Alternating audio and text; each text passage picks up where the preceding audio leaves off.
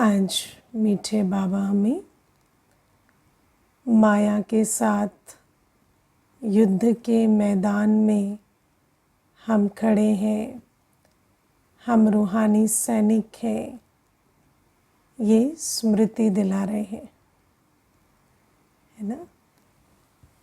हमें यह अनुभव होता है कि हम युद्ध के मैदान में हैं। किस किस को अनुभव होता है ना।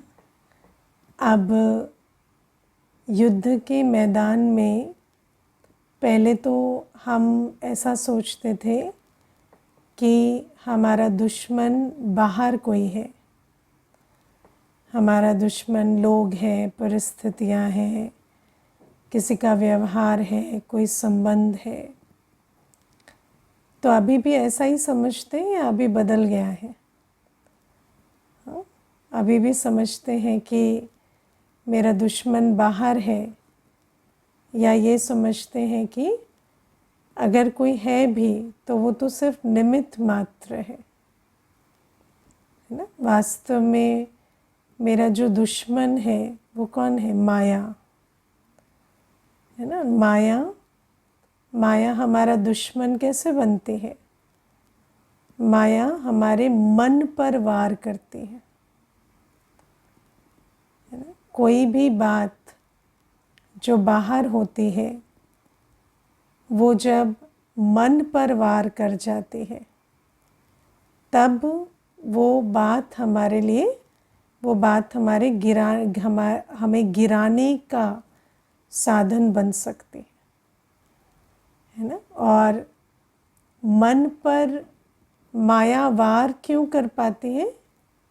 क्योंकि बुद्धि रूपी चौकीदार ठीक नहीं है ना। मन का चौकीदार कौन है? बुद्धि। मन छोटा भाई है, बुद्धि बड़ा भाई है। लेकिन बड़ा भाई ध्यान ना दे, है ना, खुद बिगड़ा हुआ हो तो छोटे को भी बिगाड़ देता है ना। तो जिसको नज़र रखनी थी वो खुद ही बिगड़ गया, इसीलिए फिर मन भी क्या, मनमौजी हो गया। तो बाबा हमें समझाते हैं कि 63 जन्म तक तो मन जो था वो पूरा ही माया के वश हो गया था, क्योंकि बुद्धि तो पूरी सोई पड़ी थी। अब बाबा बुद्धि को जागृत करते हैं, है ना। बुद्धि को जागृत करने के लिए ज्ञान बल और योग बल देते हैं, पर उस ज्ञान बल और योग बल को हम धारण करते हैं नंबरवार पुरुषार्थ अनुसार। बाबा तो हमें ज्ञान बल योग बल से सींचते हैं ना, ज्ञान भी दे रहे हैं, योग की विधि भी बता रहे हैं। बाबा ये भी कहते हैं योग भी कड़ा शब्द है, मुश्किल शब्द है, आसान शब्द है याद। बाप को याद करने से ही आत्मा में शक्ति भर जाएगी। ज्ञान बल से आत्मा अपने आप को शक्ति भर सकती, कमाई कर सकती है। लेकिन ज्ञान बल योग बल यथाशक्ति नंबरवार पुरुषार्थ अनुसार हम धारण कर रहे हैं।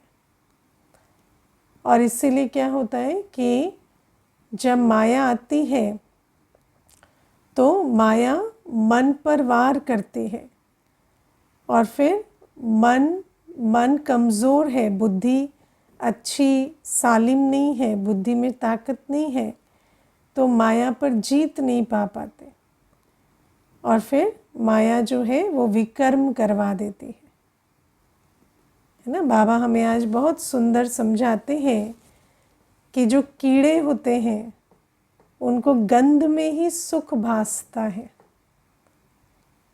ना। तो हम भी कैसे बन गए थे 63 जन्मों में? पूरे कीड़े बन गए।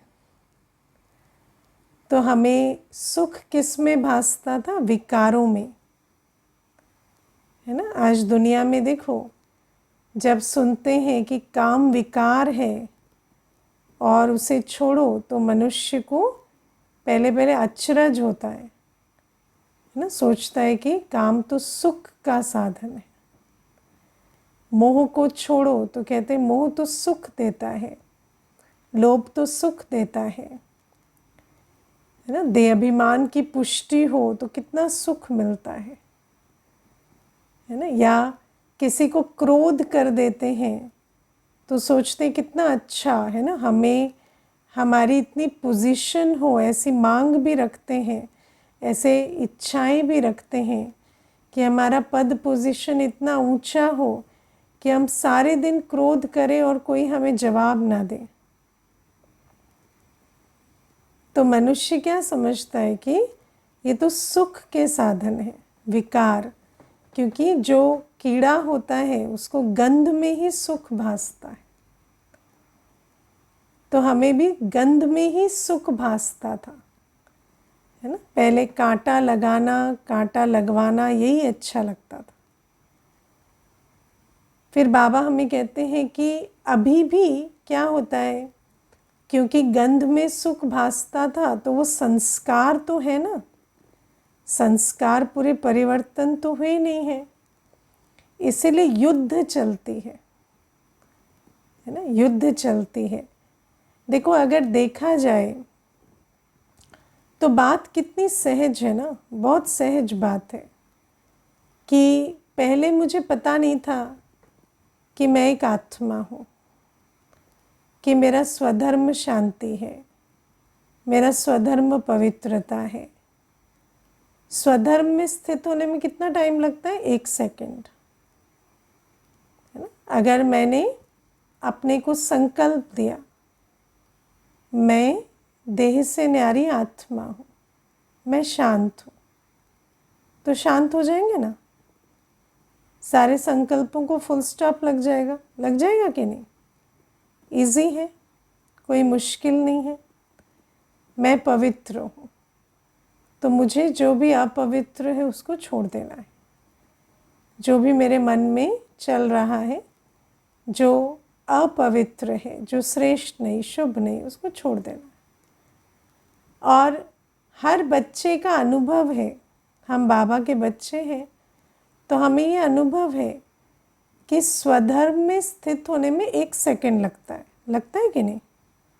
हाँ, कोई मुश्किल बात नहीं है। अगर हम अनुभवी नहीं होते तो हम इस ज्ञान को मानते थोड़ी। हम मानते हैं क्योंकि हमें मालूम है यही मुझ आत्मा का ओरिजिनल स्वरूप है।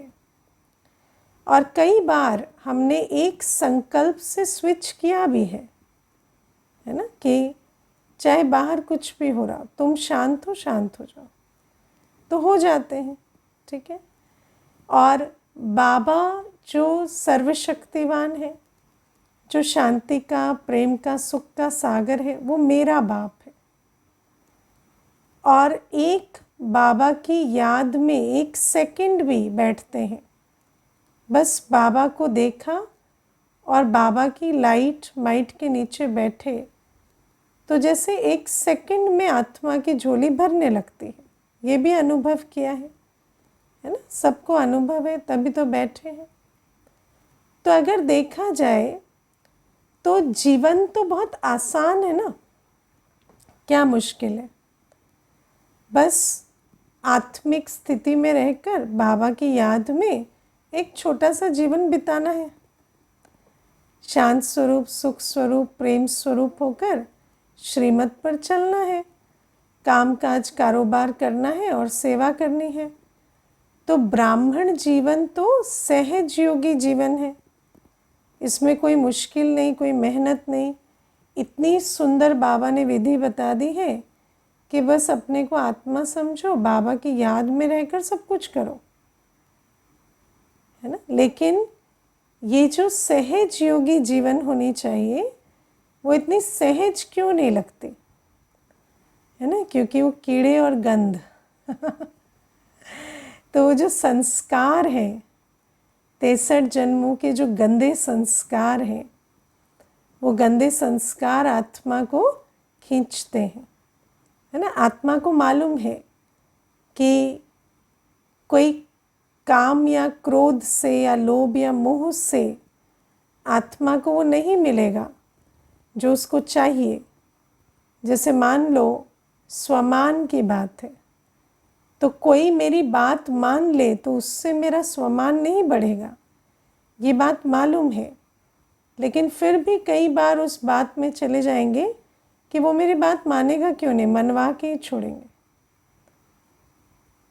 ठीक है ना, वो मेरी बात मानेंगे क्यों नहीं, फिर उसमें ज़िद पकड़ लेंगे। अब कोई मेरी बात माने या ना माने उससे क्या फ़र्क पड़ता है, लेकिन है ना वो मैं शुरू हो जाएगा। है ना, मैं क्या कोई नहीं हूँ? क्या मैं गलत बात कह रही हूँ? क्या मैं अनुचित बात कह रही हूँ? क्या मेरा कोई मान नहीं है? क्या वो इतनी से भी मेरी नहीं मानेंगे? तो उनको मनवा के ही छोड़ना है। तो वहाँ पे युद्ध शुरू हो जाते, क्योंकि जो संकल्प है वो देह अभिमान का आ गया। है ना, देह अभिमान क्या कहता है? अभिमान, मेरी मान। ठीक है, फिर कई बार ये मालूम है कि किसी वस्तु से कोई अंतर नहीं पड़ता, कोई स्थूल प्राप्ति मुझ आत्मा को अंदर से तृप्त नहीं कर सकती, लेकिन फिर भी किसी वस्तु के पीछे पड़ जाएंगे। है ना, आत्मा को मालूम है कि कोई घर मकान दुकान से सिक्योरिटी नहीं होती, लेकिन फिर भी उस चक्कर में पड़ जाएंगे। है ना, लोभ में आ जाएंगे, वो संकल्प चलने लगेंगे, कल बच्चों का क्या होगा, कल इसका क्या होगा, कल उसका क्या होगा। अब ये भी मालूम है कि सब अपनी तकदीर लिखा कर लाए हैं, सबका अपना पाठ है, ज्ञान सारा मालूम है, लेकिन फिर भी भय चिंता के संकल्प ले खींचने लगेंगे। संस्कार है ना, अतीन्द्रिय सुख के अनुभवी हैं हम। हमें मालूम है याद की यात्रा से ही अतीन्द्रिय सुख मिलता है, लेकिन फिर भी विकारी रसों के पीछे कई बार मन चल पड़ता है। इंद्रिय रस के पीछे भागेगा, इंद्रिय रस की जो स्मृतियां हैं वो याद आने लगेंगी। या तो बाबा हमें कहते हैं कि आत्मा की जो जीवन है, हम ब्राह्मण की, हम जब ब्राह्मण बनते हैं, बाबा के बनते हैं, तो हमारी राजयोगी जीवन, ब्राह्मण जीवन वैसे तो होना चाहिए बहुत सहज, क्योंकि हमारे लिए तो सुख स्वरूप, शांत स्वरूप, पवित्र स्वरूप एक संकल्प की दूरी पर है। बस अपने को आत्मा समझा, बाबा की याद में रहे तो सर्व खजाने मेरे हैं। लेकिन वो जो संस्कार है वो खींचते रहते, और इसीलिए अंदर जो है वो युद्ध चलती है ना। अब आप देखो, कई बार ये कहानी मैंने भी सुनाई है, बाबा मुरली में बताते हैं कि एक बार एक मछुआरन थी, तो उस मछुआरन को एक राजा ने पसंद कर लिया और राजा उसे ब्याह कर महल में ले गया। अब महल में उसको बहुत सुख सुविधाएं, सारे साधन मिले। मछुआरन जो है वो रोज़ डिप्रेशन में जाती रहे, है ना। अब उसको जितने सुख साधन मिल रहे हैं उतनी डिप्रेशन में जा रही है। तो राजा को समझ ना आए कि हो क्या रहा है, इसको कमी तो कोई नहीं है यहाँ, फिर भी ये दिन प्रतिदिन इतनी दुखी परेशान क्यों होती जा रही है। तो एक दिन राजा ने बिठा के पूछा, कोई कमी है, कोई प्रॉब्लम है, बताओ मुझे। तो मछुआरन कहती, नहीं मुझे ना वो मछली की गंध बहुत याद आती है। तो जब मैं मछली बेचती थी तो जो बाज़ार होता था उसमें बहुत गंध होती थी, उस गंध के बिना मुझसे जिया नहीं जा रहा है मुझे वो गंध बहुत याद आ रही है। तो राजा ने कहा, पर वो तो दुर्गंध है ना। तो बोले, नहीं पर जो भी है वो मुझे बहुत याद आती है। तो अब उसका इतना बुरा हाल होने लगा कि राजा को ये जानते हुए भी कि ये जो दुर्गंध है वो कोई आकर्षण करने की चीज़ नहीं है, पर उसकी हालत ऐसी बिगड़ती चली गई कि राजा ने उसको ले जाकर उसी गंदी बस्ती में छोड़ दी। तो बाबा भी हमें कहते हैं कि ये जो हम बच्चों को बाबा कितना सहज, कितना सुंदर रास्ता बताते है ना। सुबह सुबह बाबा को याद करो, सारे दिन बाबा की याद में हर कर्म करो, कोई उलझन नहीं, कोई परेशानी नहीं। कोई भी काम क्यों कर रहे हैं? बाबा की श्रीमत के कारण कर रहे हैं।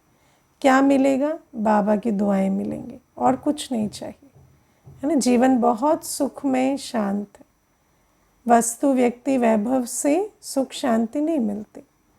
जैसे ही हम श्रीमत पर कुछ करते हैं, सुख शांति स्नेह की दुआओं की अनुभूति होती है। बाबा की हर श्रीमत पर हमें प्रत्यक्ष फल अनुभव होता है। झोली भरती है, सब अनुभव ही बैठे हैं। ऐसा नहीं है कि किसी को अनुभव नहीं, सबको अनुभव है कि ऐसा होता है। लेकिन फिर भी ले जाकर उस संस्कारों की टक्कर में शुरू हो जाते हैं। तो बाबा कहते हैं ये क्या है? ये युद्ध का मैदान है, और युद्ध के मैदान में ये हो नहीं सकता कि दुश्मन वार ना करे, है ना। दुश्मन है तो वार करेगा। अगर हम युद्ध के मैदान में हैं और हम दुश्मन को सीरियसली नहीं लेते, दुश्मन को कमज़ोर कौन समझता है? मूर्ख, है ना। दुश्मन को कमज़ोर समझने की मूर्खता नहीं करनी चाहिए, है ना। लेकिन बाबा कहते हैं हम युद्ध के मैदान में हैं, ये भूल जाते हैं। हम कई बार जब बाबा के पास आते हैं तो हम भूल जाते हैं कि ये जो पुराने संस्कार हैं ये भी तंग करने ज़रूर आएंगे। और बाबा कहते हैं कि युद्ध के मैदान में जब हम होते हैं तो हमें दो बातें याद रखनी होती। एक कि दुश्मन कमज़ोर नहीं है, दुश्मन अपना पूरा ज़ोर लगाएगा। और दूसरा कि मैं दुश्मन से ज़्यादा पावरफुल हूँ, है ना। तो दोनों बातें इम्पॉर्टेंट हैं। एक, ये नहीं समझना कि दुश्मन कमज़ोर है। दूसरा, ये नहीं समझना कि दुश्मन मेरे से ज़्यादा शक्तिशाली है। है ना। ये बहुत इंटरेस्टिंग है कि उसे कमज़ोर भी नहीं समझना, उसे अपने से ज़्यादा शक्तिशाली भी नहीं समझना। तो बाबा हमें कहते हैं इसीलिए मुझे भी समझना है कि इतने 63 जन्मों के संस्कार हैं, तो संकल्प तो आएंगे। कोई भी दृश्य देखते हैं, शब्द सुनते हैं, परिस्थितियाँ आती हैं, बैठे बैठे कोई पुरानी बातें याद आ जाती हैं, कोई भविष्य के संकल्प चल पड़ते हैं। तो ये सारा जो मन है ना, ये मन माया का द्वार बना रहता है। माया मन को बहुत वार करती है। क्यों? क्योंकि 63 जन्म मन माया के अधीन रहा है। मन ने वही संकल्प किए हैं जो माया ने कहा है। तो अभी भी वो जो संस्कार हैं वो हमें कई संकल्पों विकल्पों में लाते हैं। लेकिन संकल्प तो आया, पर उसके बाद क्या? तो उसके बाद है बुद्धि। बाबा हमें कहते हैं कि बच्चे कहते हैं कि मन में ये विचार आया, मन में तो आया, लेकिन खाली मन थोड़ी है, बुद्धि भी तो है ना। तो क्या बुद्धि ने उस विचार पर हस्तक्षेप नहीं किया? है ना। मन में एक संकल्प आया, तो क्या बुद्धि ने ज्ञान युक्त तीर नहीं चलाया? मन के उस संकल्प को पराजित नहीं किया? तो बाबा हमें कहते हैं कि कई बार ऐसे काम के, क्रोध के, है ना, लोभ के, मोह के, देह अभिमान के कई संकल्प कई परिस्थितियों में ट्रिगर हो जाएंगे। या कोई परिस्थिति भी नहीं है, बैठे बैठे माया का वार हो जाता है, बैठे बैठे ऐसे संकल्प आ जाएंगे, है ना। मुझे एक माता कहती थी, मुझे रह रह के ऐसे संकल्प आता है ना, मैं भाग जाऊं। तो मैंने कहा कहाँ भागना है आपको? तो कहते वो नहीं पता। तो मैंने कहा भाग तो जाओ, कोई बात नहीं, लेकिन पता तो करो कहाँ भागना है, क्योंकि कहाँ भाग के जाना है वो ही नहीं पता, तो कहाँ भाग जाओ, है ना। तो कहती मैं सर्च करती रहती हूँ बेस्ट डेस्टिनेशंस, ये वो, है ना, कहाँ जाके सेटल हो जाए। तो मैंने कहा नौकरी चाकरी करते हो? कहती नहीं। तो मैंने कहा जब ना पैसा है ना कुछ है, तो कहाँ भाग जाओगे? है ना। तो ये भी क्या है, तो फिर कहते कि एक बार ऐसे अटैक सा हो जाता है, जैसे लोगों को एंग्जाइटी का अटैक होता है ना, मुझे ऐसे ये भागने का अटैक होता है। फिर मैं 2-3 दिन ऐसे परेशान रहती हूँ, फिर उसके बाद सोचती हूँ अब जीना यहाँ मरना यहाँ, उसके सिवा जाना कहाँ, तो यहीं बैठ जाती हूँ फिर, है ना। तो मैंने कहा ये जो, लेकिन ठीक है आप वापस तो आ जाते हो अपना घूम घाम के, बुद्धि को तो घुमा ही लाते हो, लेकिन बात क्या है, बुद्धि जब गोल गोल घूमती है ना तो बहुत चक्कर खा जाती है। फिर क्या है, उसके बाद भी वापस तो आ गए, लेकिन वो जो आपने समय संकल्प गवाया उसका असर रहता है ना। और इसीलिए आत्मा को जो स्थिरता या संतुष्टता या अंदर जो एक ठहराव का अनुभव होना चाहिए वो नहीं होता। इसीलिए फिर से आपको अटैक पड़ता है कि मैं घूमूं, मैं भागूं, क्योंकि आप इतना वो संस्कार के वश संकल्प चलाते हो कि वो जो संकल्प है उसके कारण वो जो संस्कार बना, वो जो भावना का संस्कार बना, वृत्ति का संस्कार बना, वो आपको शांत होने नहीं देता, संतुष्ट होने नहीं देता, वो आपको सुखमय जीवन का अनुभव नहीं करने देता। हर समय वो जो एक लहर है भटकाव की, जो ठहराव की कमी की, वो लहर आपके अंदर दौड़ती रहती। तो बाबा हमें कहते हैं इस प्रकार से आत्मा के कितने संस्कार हैं, किसी ने कोई संस्कार बनाया, किसी ने कोई। अब वो संस्कार जो है वो संकल्प को तो लाएंगे, संकल्प अंदर आएगा, लेकिन बाबा हमें क्या कहते हैं, संकल्प भले आया पर उसे कर्म में नहीं लाना, और संकल्प को भी जल्दी से जल्दी फुल स्टॉप लगाना, है ना। क्योंकि जितना संकल्प भी चलेंगे उतना व्यर्थ का खाता बना, उतना हमारा समय संकल्प वेस्ट हुआ, और फिर संकल्प भी संस्कार बनाएंगे, वो हैबिट ऑफ थॉट बनेगी, बार बार वो संकल्प चलेंगे।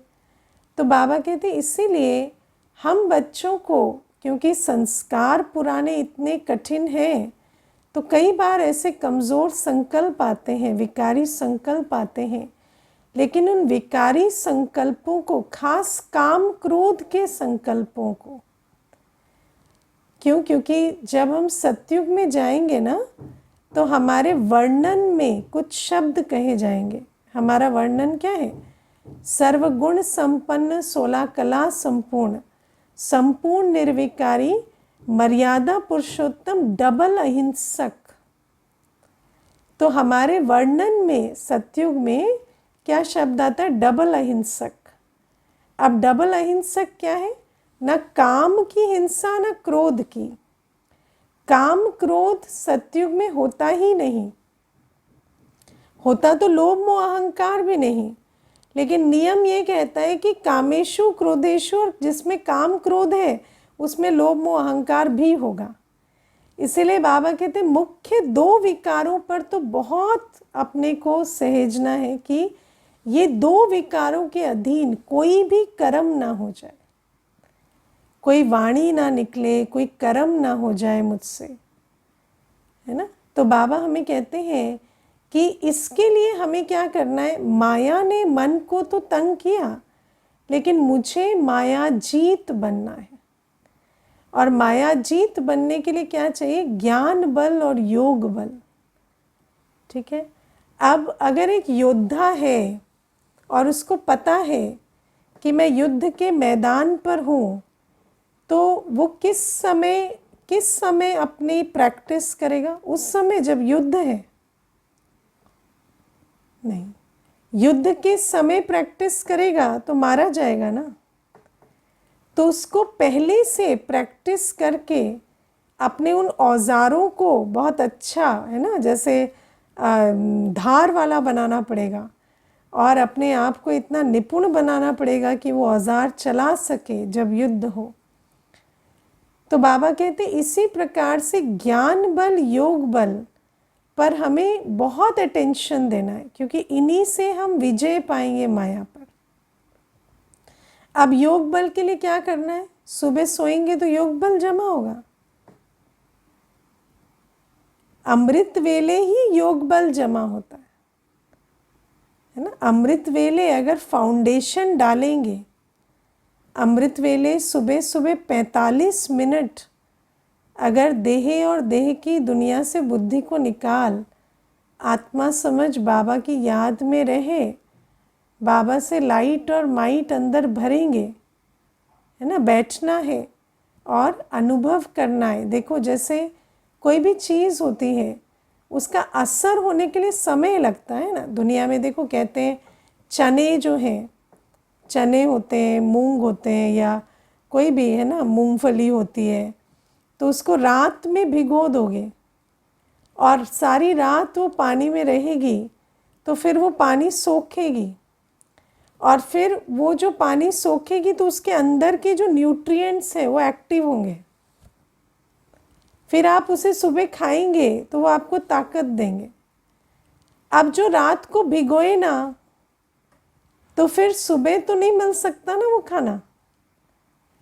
तो बाबा हमें इसीलिए कहते हैं कि आत्मा को भी, मन बुद्धि को बाबा से जोड़कर बैठना पड़ेगा। जैसे धीरे धीरे धीरे पानी जो है वो उन चनों में प्रवेश करता है ना, और वो चने अच्छे फूलते हैं, ऐसे बाबा की लाइट और माइट आत्मा में भरपूर हो जाए, आत्मा भी ऐसे हरी भरी है ना फ्रेश हो जाए, उसके लिए हमें बाबा की याद में आत्मा को बिठाना पड़ेगा,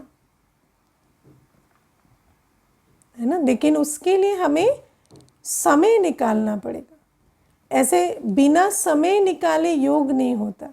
हालांकि हम कह देते हैं कर्म योग, लेकिन कर्म योग का फाउंडेशन क्या? बैठ के योग। पहले जब अमृत वेले कम से कम 45 मिनट, कम से कम 45 मिनट एक साथ एकाग्र होकर बैठें और अच्छा पुरुषार्थ कर आत्मा को भरपूर बनाएं, तब तो जाकर सारे दिन में चाहेंगे कि अच्छा एक संकल्प में बाबा को इमर्ज करें तो बाबा इमर्ज होगा। वरना सुबह का पुरुषार्थ ही नहीं करेंगे तो सारे दिन योग बल कैसे जमा करेंगे, है ना। फिर बाबा कहते ज्ञान बल। कोई भी बात, चाहे कोई गिराने वाली बात हो, चाहे कोई शक्ति भरने वाली बात हो, आपने सुन ली, लेकिन सिर्फ सुनना मात्र पर्याप्त नहीं होता। सुन ली, उस पर विचार सागर मंथन करना पड़ेगा, है ना।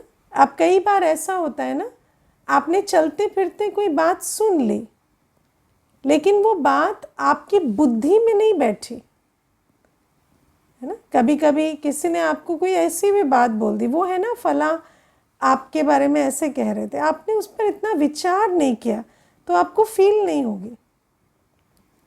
लेकिन अगर आपने विचार चला दिया तो फिर फील होगी, फिर बेचैनी बढ़ने लगती। तो बाबा कहते ज्ञान की भी पॉइंट्स, चाहे आत्मा की, बाबा की, ड्रामा की पॉइंट है, जो भी बाबा मुरली में हमें पॉइंट्स देते हैं, उन पर विचार सागर मंथन करेंगे।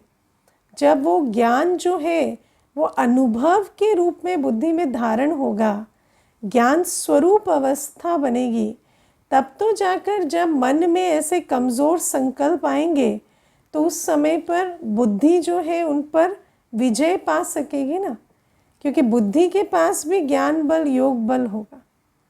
मैं आपको एक अपने अनुभव की बात सुनाती हूँ। तो मैं जब, मुझे 4-5 साल हो गए थे ज्ञान में उस समय, तो उस समय हमारा एक फ्रेंड्स का गेट टुगेदर हुआ, तो पुराने सारे फ्रेंड्स बैठे, तो किसी ने ना ऐसे ही कह दिया कि तुम चाहते तो ज़िंदगी में कितना कुछ कर सकते थे, पर पता नहीं कहाँ जाके तुमने अपना जीवन वेस्ट कर दिया, है ना। क्या ही सफ़ेद साड़ी वाड़ी क्या पहन ली और क्या, है ना, से बर्बाद कर दी जीवन। तो अभी सब जो जितने भी बैठे थे उन्होंने भी जैसे ना एक तरह से सिर हिलाया कि हाँ ये बात ठीक है कि कुछ और ज़िंदगी में कर सकते थे। तो क्या है, अभी दुनिया तो देह अभिमान की दुनिया है ना। तो देह अभिमान की दुनिया में तो आपने कितनी बड़ी नौकरी की, कितना पैसा कमाया, कितने बड़े बंगले बनाए, तो वो ज़्यादा इम्पॉर्टेंट है। आप कितने शांत हैं, कितने खुश हैं। कोई किसी को पूछता है आप खुश हो या शांत हो, कहते हैं और क्या चल रहा है, और क्या चल रहा है, और क्या चल रहा है, माना और क्या क्या क्या क्या अर्जन कर लिया और क्या क्या मिल गया है ना। तो व्यक्ति इसी प्रकार से बात करता है। तो जब सबने थोड़ा सिर हिलाया तो अंदर क्या होता है, थोड़ी सी हलचल होती है। फिर उसके बाद अंदर 2 मिनट स्ट्रगल हुई। फिर मैंने अपने आप को कहा कि नहीं, ये अज्ञान है ना, मैं आत्मा हूँ, मैं शिव बाबा की श्रीमत पर विश्व कल्याण का कार्य कर रही हूँ। वो सबसे बड़ा कार्य है, वो इनको नहीं पता अभी, है ना। तो फिर वो जैसे इतना ही 2-4 लाइन अपने आप को कहनी पड़ती है। फिर कहकर वो शांत हो गया, अंदर मन शांत हो गया। अब क्योंकि शांत हो गए तो कुछ उत्तर देने की ज़रूरत नहीं पड़ी। उत्तर देने की तो ज़रूरत तब पड़ती है ना जब अंदर आपको भी कन्फ्यूजन हो। तो कोई डिबेट नहीं हुई, तो सबने कहा और वो बात ख़त्म हो गई। तो जब सारी मीटिंग ख़त्म हो गई, सब लोग जा रहे थे, तो उन्होंने कहा पर एक बात तो माननी पड़ेगी कि आज हम सब ने तुम्हें ट्रिगर करने की बहुत कोशिश की लेकिन तुम शांति से बैठी रही, और ये बहुत बड़ी बात है। हम में से किसी में भी ये चीज़ तो नहीं है ना। तो आप विचार करो कि जो देहाभिमान की जो चोट होती है, या काम होता है, या क्रोध होता है, क्योंकि संस्कार है ना। हम भी तो स्कूल कॉलेज पढ़े, नौकरियां की, तो हमारे को भी तो देहाभिमान तो था ही। देहाभिमान भी होता है, विकार भी होते हैं, सब कुछ होता है। कोई ऐसा तो नहीं है कि नहीं है। तो वो ट्रिगर होगा, लेकिन वो जब ट्रिगर होता है तो हमने इतना ज्ञान को धारण किया हो कि उस समय मुझे ज्ञान इमर्ज हो पाए, है ना। मुझे उस समय ज्ञान इमर्ज हो पाए। मान लो कभी आपको बहुत आलस आ रहा है, नींद आ रही है, तो उस समय पर आपका ज्ञान बल, योग बल इतना होना चाहिए कि बुद्धि आपको कह सके अभी नहीं तो कभी नहीं, अभी उठ, है ना, अभी उठना पड़ेगा। ये कल्प कल्प रिपीट होगा ये एक बार का नुकसान नहीं है ना। तो ये जो ज्ञान है ना, जितना हम बाबा की याद में रहते हैं, जितना हम ज्ञान को मनन चिंतन करते हैं, जितना बुद्धि में ज्ञान रहता है, तो जब माया एक संकल्प देती है ना, तो ज्ञान और योग बल से, योग बल हमारे को शांत कर देता है। योग बल जितना होगा तो रिएक्शन नहीं आएगा, उतना ऊपर नीचे फीलिंग नहीं होगी, और ज्ञान बल से आपको वो पॉइंट्स मिलेंगे जिससे आप उस माया के संकल्प को पराजित कर सकें। तब आपसे विकर्म नहीं होगा, है ना। वरना असंतुष्ट हो जाना, किसी को कुछ कह देना, कोई कर्म ऐसा कर देना, ये सब क्या है, विकर्म के खाते में चला जाता है। इसीलिए बाबा हमें कहते हैं कि इतना वैराग्य लाओ, है ना। सबसे पहले तो ज्ञान योग भी धारण हो, उसके लिए वैराग्य चाहिए। बार बार बुद्धि में मनन करना पड़े कि ये जो आँखों से दिखाई दे रही है ना, ये दुनिया विनाशी है, और इस विनाशी दुनिया के चक्कर में मुझे नहीं पड़ना है। तो वैराग्य, ज्ञान और योग, इन तीनों के लिए पुरुषार्थ करना पड़ेगा। वैराग्य के लिए भी बार बार बुद्धि विचार करे कि जो भी कुछ दुनिया में दिखाई दे रहा है सब विनाशी। ज्ञान की एक एक पॉइंट को हम मनन चिंतन करें कि मैं आत्मा हूँ, मैं शिव बाबा की हूँ, मेरे जैसा भाग्यवान, मेरे जैसा श्रेष्ठ, मेरे जैसा ऊंचे से ऊंचा कार्य करने वाला कोई नहीं। चाहे कोई मुझे पहचाने चाहे ना पहचाने, मैं सर्वश्रेष्ठ हूँ, मैं पूर्वज हूँ, मैं आधार मूर्त हूँ, मैं उद्धार मूर्त हूँ। इस बात को अनुभव करना पड़ेगा, तब तो कोई संकल्प माया का ऐसा देहाभिमान वाला आएगा तो स्वमान से आप उस पर जीत पा सकेंगे। अपनी पवित्रता पर इतने विचार करना पड़ेगा, इतना बाबा की याद से पवित्र बनना पड़े कि कोई भी विकारी संकल्प आया तो वो कर्म में ना आए। मैं आत्मा हूँ, मेरा मूल संस्कार पवित्रता है, 2 युगों तक मैं पवित्र दुनिया में रही हूँ। स्वदर्शन चक्र इतना फिराओ, मूल वतन में इतना बैठो पवित्र अवस्था में, सत्युग त्रेता में दैवी कुल में हम कितने पवित्र थे, उस अवस्था को इतना इमर्ज करें। और आज पवित्रता का सागर मेरा बाप मुझे पढ़ा रहा है, इसको इतना इमर्ज करें कि अपवित्रता के संकल्प हावी ना हो पाए। तो बाबा कहते हैं इतना हमें पुरुषार्थ करना पड़ेगा, वरना क्या होता है कि मानो हम माया से हार गए, है ना, कोई उल्टा कर्म कर दिया, तो फिर क्या होता, अगली बार जब वही ज्ञान योग के लिए बैठेंगे ना, वो और मुश्किल हो जाता है। उल्टा कर्म करने के बाद बैठे मैं आत्मा पवित्र हूँ, और मुश्किल है, अभी तो मुश्किल है ही मैं पवित्र स्वरूप आत्मा हूँ, लेकिन उल्टा कर्म करने के बाद और मुश्किल है ना। फिर अपने को पवित्रता में स्थित करना, फिर वो जो हलचल हो गई है, वो जो अवस्था हिल गई है, फिर उसमें फिर बाबा को याद करना और मुश्किल हो जाता। और धीरे धीरे क्या होता, फिर जो अपने किए हुए पाप है वही हमें फिर योगी तपस्वी नहीं बनने देते, और धीरे धीरे माया हमारा पूरा खाना चट कर जाती है। तो माया को जीतने नहीं देना है ना। तो बाबा हमें कहते हैं कि बाबा बहुत अच्छे से समझाते हैं कि माया जो है वो आएगी, क्योंकि इतने जन्मों के संस्कार हैं, और वो जो गंध है उसमें इतना सुख लिया है कि वो सुख का रूप लेकर आती है। ऐसा लगेगा कि अतीन्द्रिय सुख छोड़ो, ऐसा लगेगा स्वर्ग के सुख छोड़ो, अभी ये थोड़ा सा सुख ले लेना है। लेकिन बाबा कहते हैं इसको अभी वो जो संकल्प है उसको पराजित करना पड़ेगा, है ना। मुझे एक बहन थी, कहती थी मैं जब भी मार्केट जाती हूँ तो मुझे जैसे ही मैं, है ना, भोजन देखूंगी बाहर का, तो ऐसा लगेगा कि अभी तो खा लेते हैं, स्वर्ग जाएंगे तब जाएंगे है ना। तो क्या है कि, और वो कहती कि देखो क्या है, सिर्फ संस्कार नहीं, सिर्फ दुनिया नहीं, ये जो शरीर भी है ये भी क्या है, पतित है ना। तो मुख में भी उन चीज़ों से पानी आता है ना, आँखें भी उन चीज़ों को देखने के लिए लुभाती हैं। तो हमें बुद्धि को इतना प्रखर बनाना है कि आँखों की खींच, शरीर की खींच, मन की खींच, संस्कारों की खींच, सब पर विजय पा सके, और पाप कर्म से बचें।